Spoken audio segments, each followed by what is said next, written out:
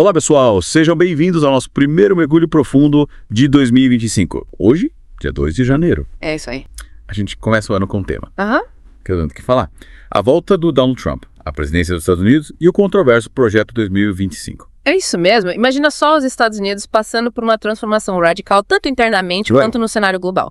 E não estamos falando de filme de ficção científica, viu? Certo. É uma possibilidade real traçada nesse projeto que está guiando o segundo mandato do Trump. E aí, o que você acha? Como esse projeto pode impactar a política global? E principalmente a gente aqui no Brasil. Bom, o Projeto 2025 é um plano planeado com mais de 900 páginas que busca reestruturar o governo americano de forma profunda.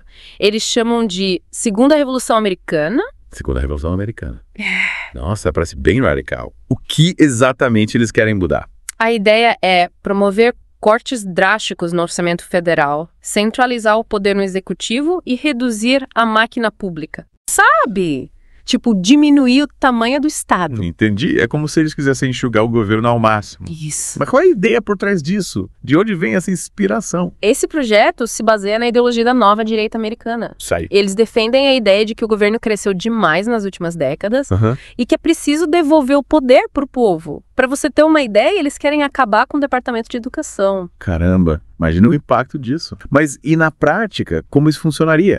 O que mudaria para o cidadão americano dia a dia? Na prática, a gente pode esperar cortes profundos em programas sociais, foco em desregulamentação, ou seja, menos regras para as empresas, e um retorno a valores mais tradicionais. Imagina, por exemplo, menos investimento em energias renováveis e mais incentivos para a indústria do petróleo. Eita, parece que essa mudança de rumo pode gerar bastante polêmica, né? Com certeza. E tem muita gente preocupada com as consequências disso, como aumento da desigualdade social, instabilidade política e concentração de poder nas mãos do executivo. Imagina o que aconteceria com as minorias, por exemplo, com menos proteção do Estado. É realmente preocupante. E os especialistas, o que eles estão falando sobre esses riscos? O Pedro Costa Júnior, professor de ciência política da USP, está bem pessimista. Ele fala em dissolução do Estado, alertando que essa concentração de poder no executivo pode levar a um cenário de instabilidade social e até questionamento das normas democráticas dentro dos Estados Unidos. Nossa, que situação tensa. E tudo isso em um país já tão dividido politicamente e socialmente, né? Exatamente. As eleições de 2024 foram as mais polarizadas da história dos Estados Unidos. É verdade. E essa divisão só tende a aumentar com a volta do Trump e esse projeto 2025. E no cenário internacional, como essa volta do Trump e esse projeto 2025 estão sendo recebidos? Olha, o retorno do Trump já começou com uma postura mais agressiva, tanto em relação aos rivais quanto aos aliados. A guerra comercial com a China, por exemplo, já estava pegando fogo no governo Biden. Verdade. Agora promete esquentar ainda mais. É verdade, a gente já estava acompanhando essa tensão toda entre Estados Unidos e China. O que muda agora com o Trump de volta? Ele está prometendo aumentar as tarifas sobre produtos chineses em até 50%. Caramba. Imagina o impacto disso na economia global, sem falar no risco de uma escalada de tensões e até conflitos entre as duas maiores potências do mundo. Uau, é muita coisa para digerir. E em outras áreas de conflito, como o Irã, o que a gente pode esperar? Qual a postura do Trump nessa região? Ele quer retomar a estratégia de pressão máxima sobre o Irã. Sei. O que pode levar o país a acelerar o desenvolvimento de armas nucleares e criar uma situação extremamente volátil no Oriente Médio. Falando em volatilidade, como a América Latina, que muitas vezes é vista como o quintal dos Estados Unidos, está reagindo a essas mudanças. A América Latina está num momento de muita incerteza. As políticas do Trump estão causando ondas na região. O México, por exemplo, está enfrentando uma ameaça de tarifas de 25% sobre suas exportações se não ceder às exigências americanas sobre imigração. Caramba. E o Brasil, como fica nessa história toda? O Brasil tem uma posição delicada. Temos fortes laços econômicos com a China, que é nosso principal parceiro comercial. Sim. Mas também mantemos uma relação estratégica com os Estados Unidos. Ou seja, estamos no meio dessa disputa entre Estados Unidos e China. Exatamente. E com algumas figuras americanas, como o senador Marco Rubio, adotando uma postura hostil em relação ao Brasil. Sim. Podemos enfrentar disputas comerciais e atritos diplomáticos, o que complica ainda mais a situação. Imagina a pressão que o Brasil vai sofrer para se alinhar aos Estados Unidos contra a China. Parece que a gente vai ter que dançar conforme a música, né? Mas e a questão ambiental? Como fica a luta contra as mudanças climáticas com a volta do Trump? Essa é outra grande preocupação. O Trump está revertendo as políticas ambientais implementadas pelos governos anteriores. Ele já anunciou, por exemplo, que vai acabar com os subsídios para carros elétricos. E o pior é que essa atitude coloca os Estados Unidos em desacordo com os esforços globais para combater as mudanças climáticas. É um sinal bem preocupante, né? Principalmente no momento em que a cooperação internacional é fundamental para a gente enfrentar esse desafio global. Com certeza. E a gente sabe que o Brasil tem um papel fundamental nessa história, tanto pela importância da Amazônia para o clima global, quanto pela nossa vulnerabilidade aos impactos das mudanças climáticas. Diante de todas essas mudanças, o que você acha que vai acontecer com a ordem global? O que a gente pode esperar para os próximos anos? A volta do Trump ao poder mostra que a gente vive num mundo cada vez mais dividido entre cooperação e conflito. Essa postura nacionalista e divisionista dele desafia as instituições multilaterais e levanta dúvidas sobre o papel dos Estados Unidos como um líder global. Parece que a gente está entrando em uma nova era de incertezas e desafios, né? Com certeza. E pra gente aqui no Brasil, o desafio vai ser posicionar de forma estratégica nesse novo cenário global. Certo. Buscando defender nossos interesses sem cair em armadilhas geopolíticas. A gente vai ter que ter jogo de cintura para navegar por essas águas turbulentas, né? Exatamente. A gente não pode se dar o luxo de ser ingênuo. O mundo está mudando rapidamente e a gente precisa estar preparado para os desafios que estão por vir. Mas me diz uma coisa, você acha que o Trump vai conseguir colocar tudo isso que ele planejou em prática? Afinal, o sistema político americano tem seus limites, né? É verdade. O Congresso americano, mesmo com maioria republicana, pode acabar freando algumas das medidas mais radicais do projeto 2025. A Suprema Corte também pode barrar leis que considerar inconstitucionais, como já aconteceu no passado. E a sociedade civil? O que o povo americano está achando de tudo isso? A sociedade americana está completamente dividida em relação ao Trump e a esse projeto. Os grupos progressistas, por exemplo, já estão se organizando para resistir a essas mudanças. Eles estão organizando protestos, entrando na justiça para tentar bloquear medidas que consideram prejudiciais e buscando apoio da comunidade internacional. Parece que os próximos anos vão ser bem agitados nos Estados Unidos. Mas me fala, quais as implicações da volta do Trump para o resto do mundo? Uma das maiores preocupações é o impacto na ordem internacional.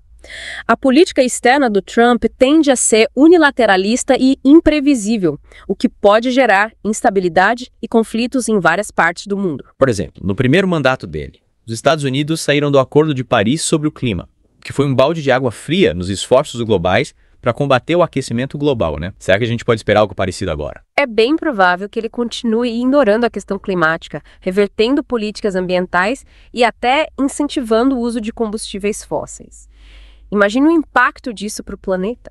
Se outros países seguirem o exemplo dos Estados Unidos, a gente pode ter consequências desastrosas. E como fica a relação dos Estados Unidos com os aliados tradicionais, como os países da Europa? A relação com a Europa também deve ser complicada. O Trump já criticou a OTAN, que é a aliança militar entre os países da Europa e os Estados Unidos, e pressionou os europeus para aumentarem os gastos com defesa. Essa postura pode acabar afastando os Estados Unidos dos seus aliados históricos. E, para a América Latina, quais são os principais desafios com a volta do Trump? A volta do Trump traz uma série de desafios para a América Latina. A política comercial protecionista dele, por exemplo, com a imposição de tarifas e barreiras comerciais, pode prejudicar as economias da região que dependem bastante das exportações para os Estados Unidos. E além da questão econômica, quais outros impactos podemos esperar? A política migratória do Trump, que é super restritiva, também é motivo de preocupação. A construção do muro na fronteira com o México e o aumento das deportações de imigrantes ilegais geram tensão e dividem famílias na região. Quais estratégias o Brasil pode adotar?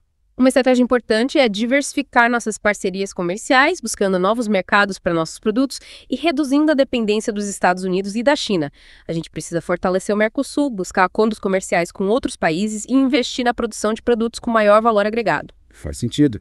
E além da diversificação comercial, o que mais podemos fazer? Outra estratégia importante é fortalecer nossa posição no cenário internacional, buscando um papel de destaque em fóruns multilaterais, como a ONU e o G20, e defendendo uma agenda global que atenda aos nossos interesses. A gente precisa ter voz ativa nas discussões sobre temas como clima, comércio, direitos humanos e paz mundial. E como a gente conquista esse protagonismo? Quais os caminhos para fortalecer a nossa posição no cenário internacional? A gente precisa investir em diplomacia, buscando construir pontes com países que compartilham nossos valores e interesses, formar alianças estratégicas e defender uma ordem internacional mais justa e multipolar. Entendi. Ou seja, a gente precisa ser estratégico e proativo para garantir nossos interesses nesse novo cenário global, né? Exatamente. A gente não pode ficar esperando as coisas acontecerem. Precisamos tomar as rédeas do nosso destino e construir um futuro próspero para o Brasil. E você acha que o Brasil tem capacidade para isso? Com certeza. O Brasil tem um potencial enorme, com uma economia diversificada, uma população talentosa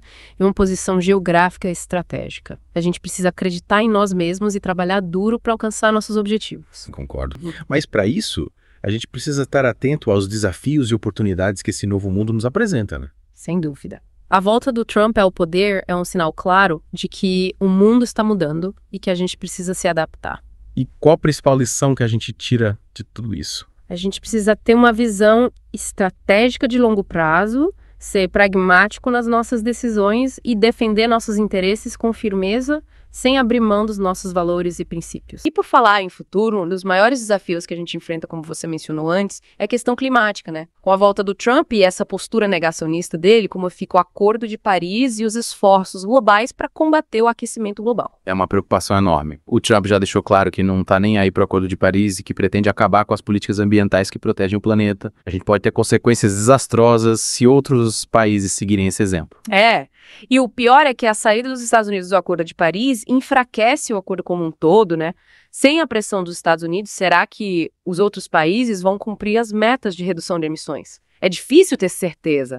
E qual o papel do Brasil nesse contexto? Será que a gente consegue liderar a luta contra as mudanças climáticas, mesmo sem o apoio dos Estados Unidos, que é um dos maiores poluidores do mundo? O Brasil tem um papel fundamental nessa história. A gente tem a maior biodiversidade do planeta e precisa proteger a Amazônia, que é o pulmão do mundo. A gente tem que ser protagonista na luta contra as mudanças climáticas. Mas será que a gente consegue fazer isso sozinho, sem a ajuda dos Estados Unidos? A participação dos Estados Unidos é muito importante, claro.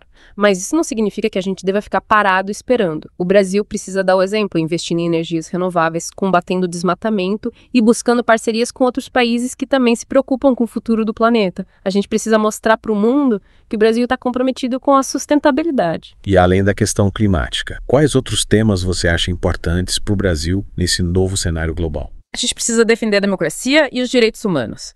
Com essa onda de líderes populistas e autoritários que a gente está vendo no mundo, o Brasil precisa ser um exemplo de democracia e respeito aos direitos de todos. E como a gente faz isso na prática?